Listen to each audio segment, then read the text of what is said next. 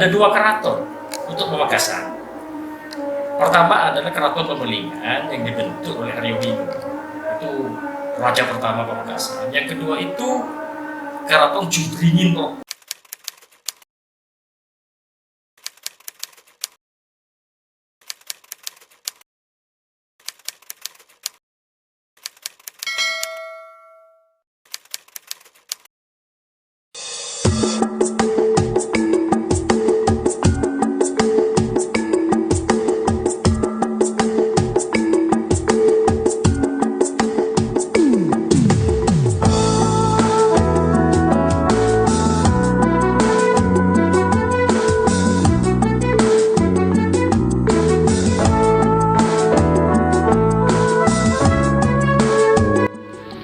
Assalamualaikum warahmatullahi wabarakatuh.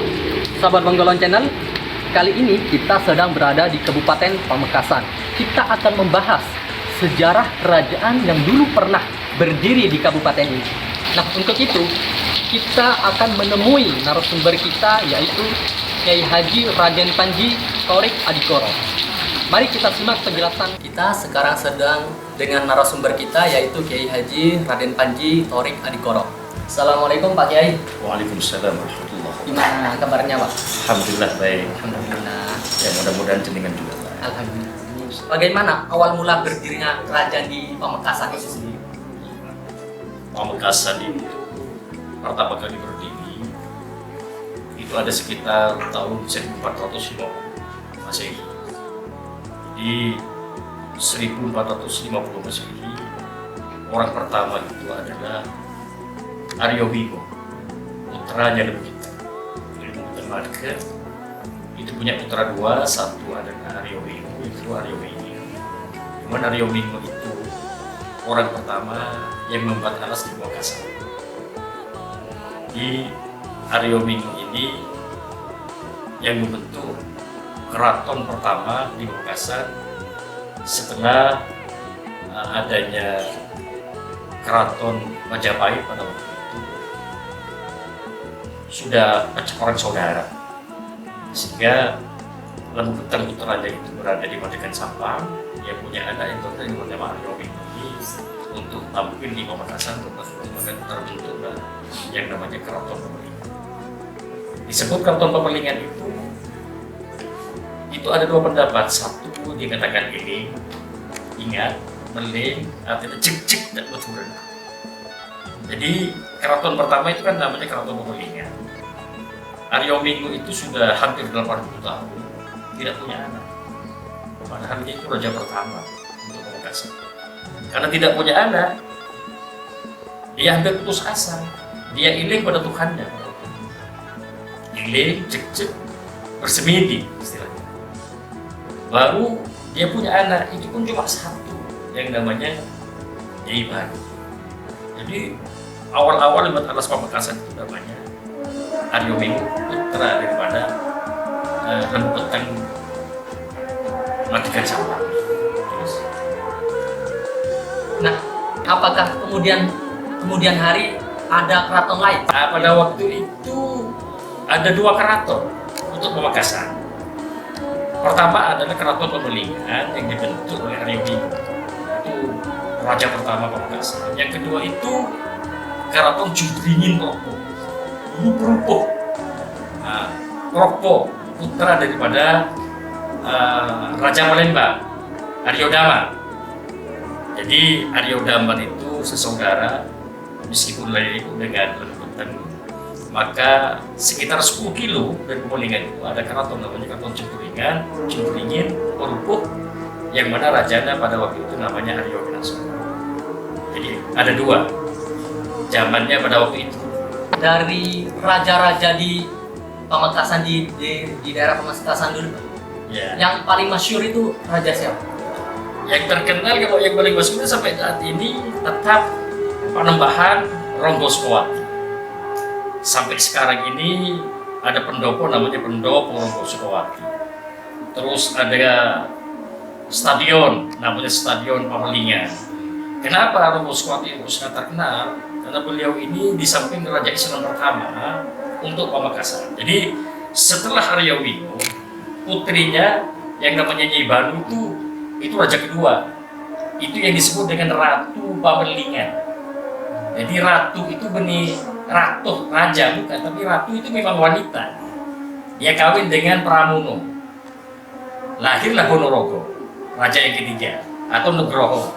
Yang mana Ponorogo ini, Pramono ini keturunan dari Pelakaran tuh, yang juga dari Aryo Bojo, yang juga keturunan daripada Aryo Minaksenoyo. Sehingga pada waktu zaman Ponorogo, bapaknya Ronggosuwati, dia lebih seneng kalau dipanggil Pangeran Jumbringi, bukan Pamelingan. Saya Raja Pamelingan yang ketiga, cuman saya lebih seneng kalau dikatakan sebagai Pangeran Jumbringi. Itulah. Nah, maka pada waktu itulah ada putranya yang begitu hebat, yang namanya Panembahan Ronggosuwati atau alias Raden Aryosena. Yang muturana yang medegi Raden Aryosena. Jadi beliau itu yang untuk keraton sampai Mataram itu ingin menyerang karena ingin meniru katanya. Kok sampai seperti ini ada Madura, padahal Madura dulu yang terkenal adalah ada Keraton Madura Timur, Keraton Madura Barat. Ini kok muncul Pamekasan, kok hebat bener ini. Sampai udah halaman Kota Sejimat yang sekarang ditempati Arek Ancol itu karya daripada Ronggosuwati. Sehingga hari jadi Pamekasan itu sesuai dengan pengangkatan Ronggosuwati pada tanggal 3 November tahun 1530. Jadi Pamekasan memang terkenal dengan Ronggosuwati. Saya pernah baca dalam sebuah literatur bahwa Pamekasan itu pernah melakukan perang puputan. Iya, nah, benar. Melawan siapa dan siapa raja yang berkuasa saat perang puputan itu? Pada perang puputan itu tertulis dalam sejarah di Pamekasan itu, dalam buku-buku sejarah. Pada waktu pertama Mataram menyerang itu pada tahun 1623. Itu mungkin bukan cuma Pamekasan tapi Madura yang dipimpin langsung oleh Sultan Agung pada waktu itu. Jadi untuk menyerang Madura, ada yang bilang bahwa yang berani tidak pernah takut itu adalah memang Pamekasan. Terkenal dengan istilah rebutan seperti ini. Pada tahun 1623 itu Madura diserang termasuk Pamekasan dengan 40.000 pasukan dari Mataram itu. Cuman pada waktu itu Mataram kalah. Tapi toh setelah itu tahun berikutnya tahun 1624 Masehi itu Mataram membawa pasukan yang sangat luar biasa banyaknya. Ada yang bilang 60.000, ada yang bilang 80.000, sehingga di Mataram itu cuma tinggal anak-anak sama perempuan. Itu saking ingin merebutnya Madura, karena Madura ini memang sangat terkenal dulu itu. Keraton-keraton dan kerajaan tanpa Madura, Mojopahit tak mungkin muncul kan gitu loh. Tanpa Madura, Singosari juga pincang, sehingga dibentuklah Majapahit karena juga karyanya Wiraraja yang disebut itu. Bahkan untuk menjadikan keratonnya hebat, karena tak bisa mendirikan pintu gerbang itu, muncullah orang Madura Joko Turi kan. Ceritanya seperti itu. Nah pada waktu itulah sebenarnya Ronggosuwati itu sudah turun tahta pada tahun 1616. Jadi yang memimpin pada waktu itu setelah Ronggosuwati turun tahta diberikan kepada putra mahkotanya yang bernama Pangeran Cimat. Itu. Jadi Pangeran Cimat ini karena masih kecil, maka diangkatlah kakaknya yang namanya Pangeran Purboyo. Jadi Pangeran Purboyo itu memimpin Pamekasan karena Ronggosuwati sudah sepuh, bukan sudah meninggal. Biasanya kalau keraton itu baru raja meninggal ada penggantinya. Tapi Ronggosuwati tidak, karena sudah berumur 100 lebih, sudah sepuh. Maka pada waktu kepemimpinan Pangeran Purboyo itu terjadi perang puputan karena sangat besarnya pasukan Mataram, sehingga Ronggosuwati memerintahkan mulai sekarang ini kepada seluruh keluarga keraton, bukan cuma rakyat keraton, keluarga keraton, baik laki-laki maupun perempuan, baik orang tua maupun anak-anak, seluruhnya pertahankan keraton Pamekasan, sehingga disuruh berpakaian putih-putih semua, termasuk Ronggosuwati. Nah di sanalah dikatakan perang puputan karena keluarga besar keraton itu terbunuh semua. Meskipun ada 9, ada yang bilang 7, dari jenderal-jenderal di Mataram itu banyak yang meninggal juga. Nah pada waktu itu yang terselamatkan dari keturunan Ronggosoewati itu adalah Raden Deksena yang masih kecil, alias Ketut Putu I, alias Adipolo I. Seandainya di Bangkalan itu yang terselamatkan adalah Raden Prasena, Cekrangan I. Kalau Pamekasan Adipolo I mati semua, maka terkenallah dengan istilah perang puputan, karena bahasanya Ronggosoewati tidak boleh mundur satu langkah pun. Kalau ada laki-laki yang mundur satu langkah pun lari, maka yang punya hak untuk membunuh istrinya sendiri harus dibunuh suaminya. Ini hebatnya perang puputan yang tidak pernah hilang dalam pemikiran rakyat Pamekasan sampai detik. Itu ceritanya perang puputan. Kembali lagi ke Ronggosoewati. Iya. Ada nggak semasa hidup beliau cerita mistisnya? Banyak sebenarnya cerita mistisnya beliau itu. Cuman yang lebih dikenal cerita mistisnya beliau itu dengan istilah keris Joko Pitulun. Iya, jadi Joko Pitulun itu sebenarnya bukan keris buatan empu seperti empu aye ini, bukan, atau sebenarnya tong-tong dan sebagainya. Jadi ceritanya itu cerita rakyat. Keris itu pertama datang ke seorang ke keraton memberikan semacam apa itu kerisnya itu tanpa rongsokan, tanpa sebagainya, nggak paham apa rongsokan atau apa kerangka sebagainya. Isinya besoknya itu ada orang juga yang memberikan kerangkanya ya apa? Warangnya itu ya. Nah, besoknya lagi ada yang memberikan penekuan apa zaman tahun ini. Nah ternyata begitu disatukan oleh Sukowati, ini pas banget. Dan itu terkenal sangat luar biasa. Pada waktu perang Bali, ada tentara Bali ceritanya mau menyerang Pamekasan.